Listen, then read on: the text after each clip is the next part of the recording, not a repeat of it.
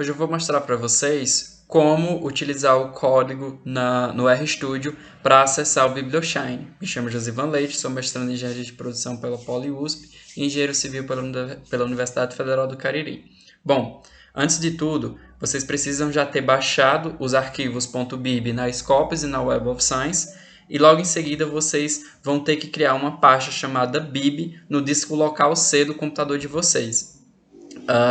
Desse jeito aqui, a pasta tem que ser o nome bib. É a forma mais fácil de conseguir acessar o BiblioShine. Criada a pasta, vocês copiam e colam os arquivos da Web of Science e da Scopus nessa nomenclatura, assim como é baixado. Não pode mudar a nomeação desses dois arquivos. Tendo em mãos o código, que eu vou passar aqui para vocês, esse script, vocês copiam o script inteiro e colam. Podem colar. Deixa eu só limpar aqui antes. Eu tinha mexido antes. Pronto, beleza. Vocês só copiam e colam o script no ambiente do RStudio. E aí é simples. Você primeiro roda cada linha do código, que ele vai fazer. Cada linha refere-se a uma ação específica. Primeiro, ele vai acessar a biblioteca do BiblioShine, vai baixar, caso você não tenha baixado, e aí vai converter as linhas dos arquivos scopus.bib e da Web of Science também .bib. E aí todos os passos será, no caso, a conversão e a visualização desses dados. Então, é só vir em Run e rodar toda a linha. Isso aqui é o processamento dos dados que o RStudio já está fazendo para a gente. Essa seria a nossa base completa com os dois arquivos que ele está carregando. Sempre lembrar de cada passo que ele for carregando, você retorna para o código até finalizar. E aí chega no BiblioShine em específico, que ele vai criar esse P. Nesse P, ele vai acessar o site do BiblioShine, que vai conseguir carregar sua base para fazer as respectivas análises. Às vezes pode demorar um pouquinho. E é interessante falar que aqui na sua pasta .bib criada no disco local C, ele já criou esse arquivo chamado database. Então, você não pode alterar nenhuma linha desse arquivo, porque senão o BiblioShine ele não vai conseguir acessar. Feito isso, você vem em Data, Import ou Load Files, beleza? E aí você vem em Load Bibliometrics, que são os arquivos em específico que a gente acabou de carregar. E Browse.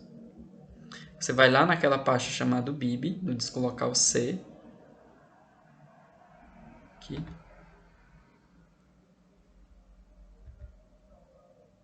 Pasta bib. E acessa esse arquivo. Aqui. E vai em Start. Nisso, o BiblioShine ele já faz essa tabelação para a gente, dividindo os arquivos da amostra pelo DOI, pelos autores, pelos títulos, e você consegue exportar esse arquivo em Save As, e você consegue exportar tanto para o R, se você for fazer uma análise dentro do R, como pelo Excel. Eu recomendo fazer pelo Excel, que você consegue trabalhar com esses dados melhor. E aí na primeiro comando você vem em Filter, você consegue visualizar algumas informações da sua amostra. Beleza? Filtrar, enfim. Em Dataset você pode vir em Main Information. Em Main Information você vai conseguir ver algumas informações relevantes, como a média de publicação por ano, os tipos de documento. No caso aqui, como a gente só selecionou artigos, então só vai ter esses dois, e por aí vai. São informações importantes. Você consegue ter os gráficos. Você consegue exportar esses gráficos também e as respectivas tabelas. Isso que é um dado importante para você tentar compreender por que aqui em 2019 teve tanta publicação, foi o topo da publicação, porque em 2006 não teve nenhuma. São algumas informações que você pode discutir no seu trabalho. Isso que você consegue importar essa tabela também. ver a evolução dessa discussão em termos de autores, como eles estão conectados, enfim, ver as principais leis da bibliometria, como a lei de Bradford, em relação à citação, ver as principais revistas que estão dentro da sua amostra, pela lei de Locke. Essas são alguns dos insights trazidos pelo BiblioShine. Dentre esses gráficos que a gente pode trabalhar, um dos mais importantes, principalmente para journals, são as evoluções temáticas, os mapas conceituais e as evoluções temáticas, porque aí você consegue discutir e ver como os autores trabalhavam antigamente o tema e como o tema está sendo trabalhado atualmente. Então, gráficos como esse, o Trend Topics, eles são importantes.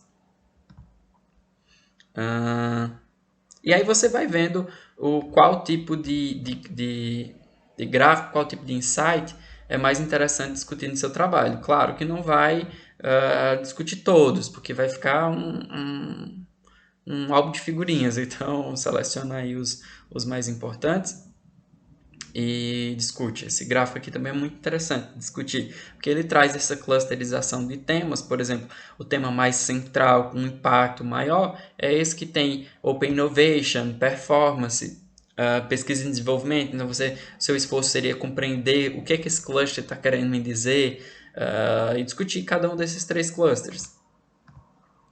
Outro tema importante, outro gráfico importante são essas estruturas conceituais. É importante utilizar em journal.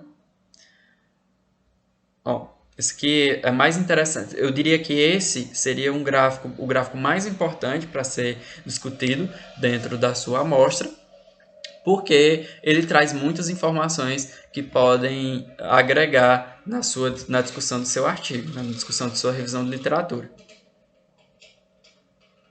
E à medida que você vai analisando quais insights sua amostra traz, você vai avaliando se é interessante utilizar ou não.